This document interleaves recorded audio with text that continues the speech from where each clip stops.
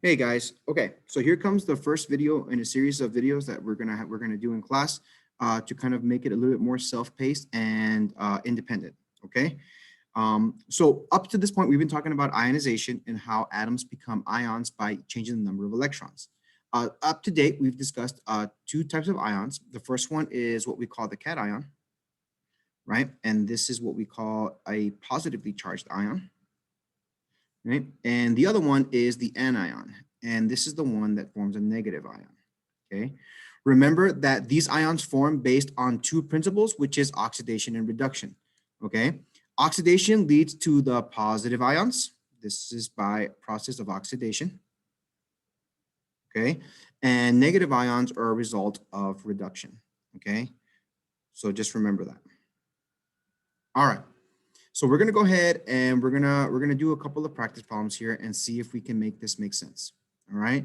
We're gonna be working with two elements. All right. We're gonna be working with sodium. Okay. And the other one is gonna be chlorine. All right. So I'm gonna go through this kind of quickly. Remember that you can pause or rewind whenever you need to if you don't understand the concept. And if you still don't get it, you can always come and ask me. Okay. So I'm gonna do the electron configuration for sodium real quick. So that's this. Whoops. Okay, and one. Okay, so based on this configuration, okay, we can see that in order for sodium to have a full shell, it has to fill up all of these empty subshells here, okay, plus this half empty one here. Now, when we scroll up at our ionization energy and we find sodium, we see that sodium is here.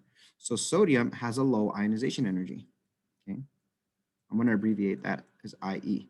So sodium is not going to be in the position to fight for electrons, okay? It's not going to pick up electrons because it wants to get rid of the one that it has because it has a weak hold on the one electron that it has. So based on this, we can see that sodium is going to oxidize. So when sodium oxidizes, okay, we're changing the number of electrons. It's going to drop one electron. It's going to oxidize one electron.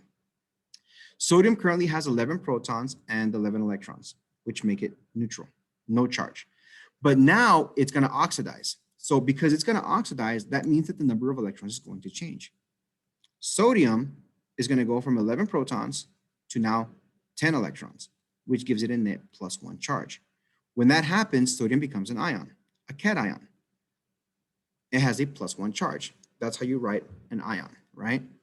The electron that it oxidized was the one electron in the valence shell, which is this one here. You with me so far? If you need to pause the video, go ahead and pause the video and finish taking your notes. I'm going to go ahead and move on, okay? All right, chlorine. Chlorine is the same thing, all right? It's going to have its electron configuration. The difference, though, with chlorine is that chlorine is here, right? Chlorine is right there. So it's not going to be in a position to lose electrons because it would have to get rid of all of these electrons in order to empty the shell. Or it can go out and just find that one electron that it needs, which is here.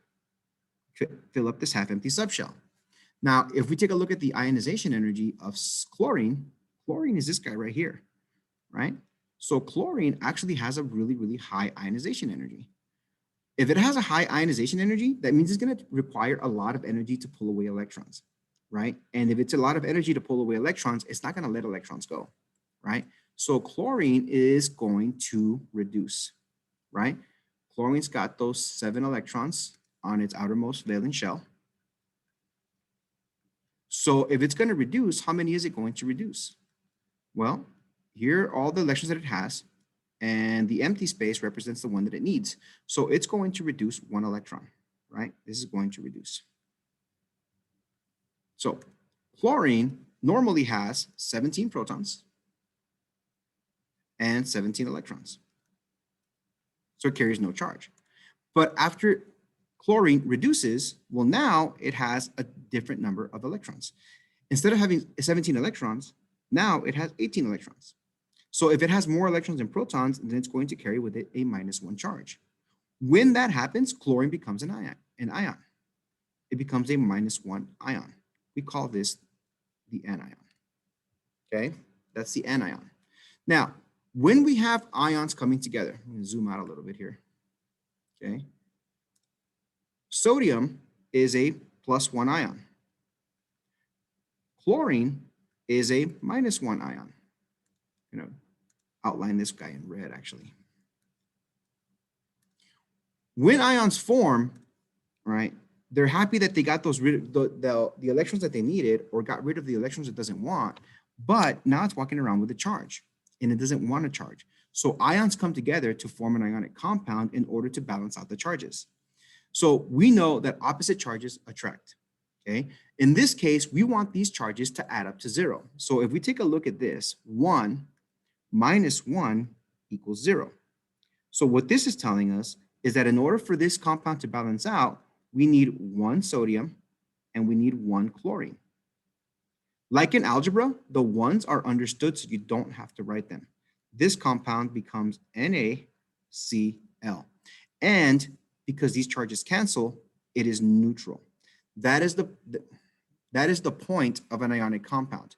The ionic compound comes together to become a neutral molecule, okay? I'm gonna do one more quick example, and that'll be it for this video, okay?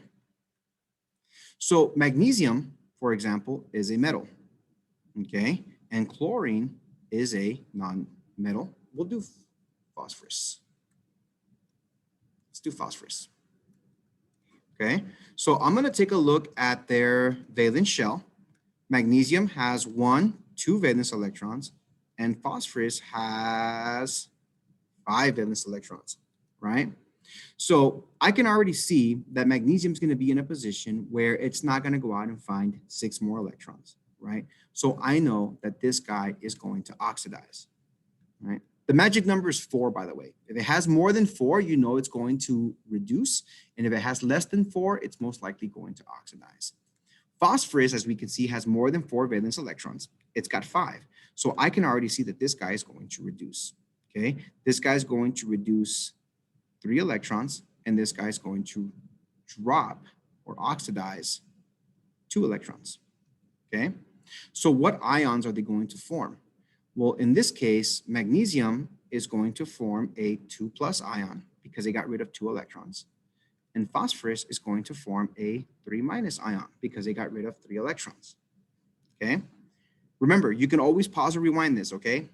I'm trying to keep it so the video is relatively short and you guys are not sitting here staring at a screen forever. So I'm moving a little fast, but you can always rewind or watch at your pace.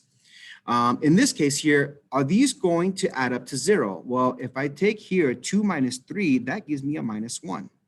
That is not 0. So we need to make sure that these guys add up to 0. So how do we do that? How do we get these two numbers to be the same number, absolute value, but opposite signs?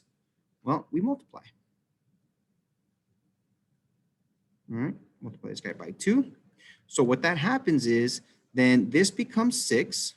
This becomes 6 minus, and 6 minus 6 gives me 0, right? That's what we want. We want a neutral compound. So in order to form this compound, I'm going to need 3 magnesium and 2 phosphorus, okay? These are called subscripts, okay? And they tell you quantity, how many of each one you have. The positive ion always goes first, always. And the negative ion goes last, okay? All right, guys, that's pretty much it. That's pretty much it. Go ahead and make sure you complete your guided notes, and you guys are gonna have some practice problems on making these compounds, okay?